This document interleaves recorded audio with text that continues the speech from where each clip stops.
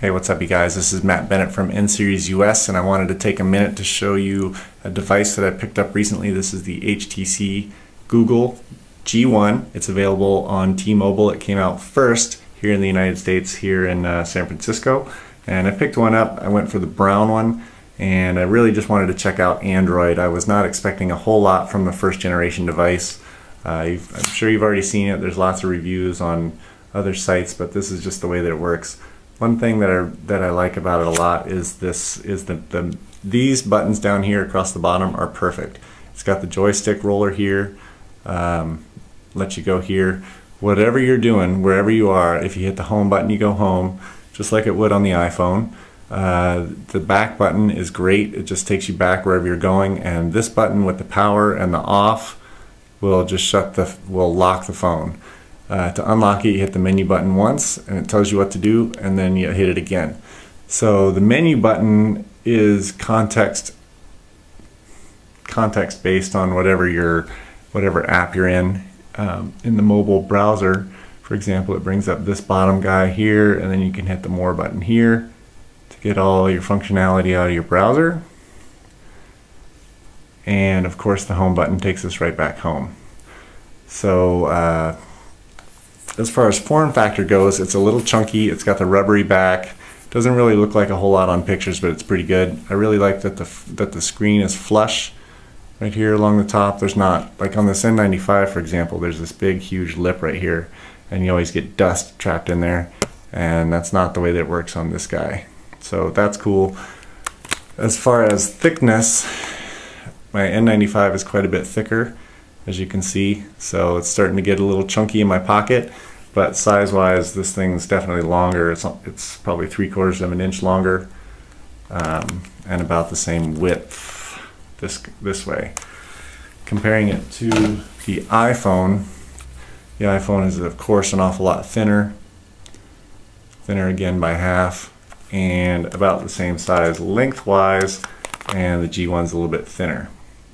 So let's look at the App Store. This is, of course, these numbers, they're not real numbers. I haven't given this phone number to anybody, and I don't even know what number it is.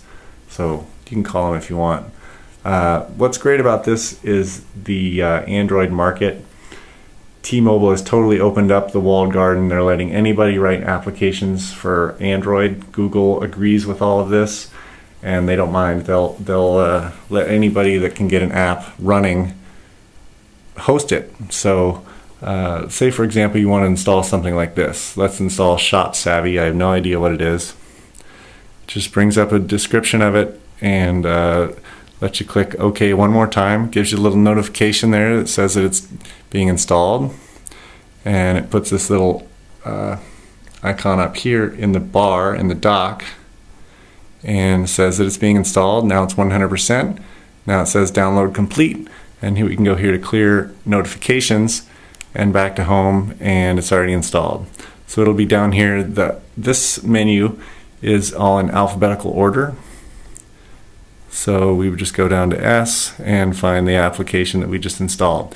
If we want to take it and put it on our desktop, say Pac-Man for example, press and hold, drag it out to your desktop. There it is. That's all it takes. Same thing if you want to move it around on your desktop, you can put it here. There are multiple desktops, so if you want to slide one over to the next desktop, in theory you should be able to do it, but I can't really figure out how to do it right now. I guess you would slide it like this and then pull it up and then drop it off. So it's got 3 desktops, so you can have a whole bunch of widgets and things enabled there, but that's nothing that you haven't already seen. So why is that better than the iPhone? The iPhone, when you install an app or upgrade an app or do anything else, these icons you can also organize. If you press and hold, they start shaking like that, and then you can just move them around like this. So here in the App Store it says I have 4 updates.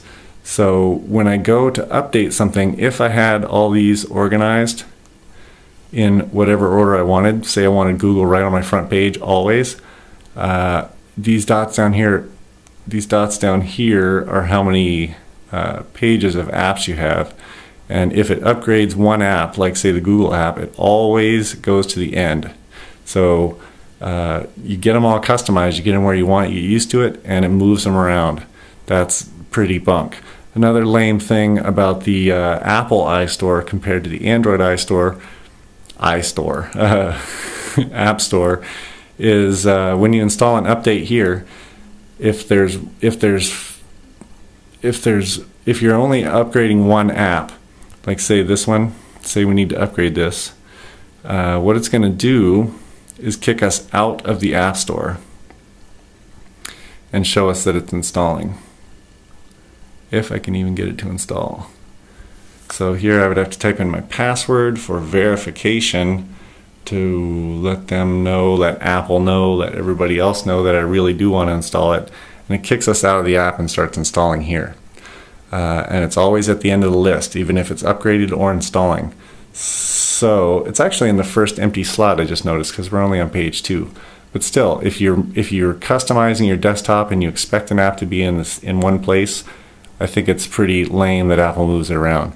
And getting kicked out of the App Store every time you want to install an update, or an app is kind of weird, because I want to go through and install 6 or 7 apps from the App Store. I don't want to keep jumping back and forth, so that's why I'm liking the Android App Store a lot better. Aside from that, what else can I say about this? I have really no other criticisms other than what everybody else is saying. It doesn't have an audio port, so you have to get an adapter for this. It's probably even in the box, but I don't even know. And the clicker, this guy, there's no way to do text input unless you turn it sideways and open it up like this. And it's a pretty clacky setup, and because it is all on one corner, this corner over here tends to get kind of loose. You can see air through there, so I don't know, I'm not really feeling that. An excellent first effort though, I gotta say, and I'm looking forward to more Android stuff from all the hardware manufacturers that are going to come out with something. So that's it. Android G1, that's what I think about it.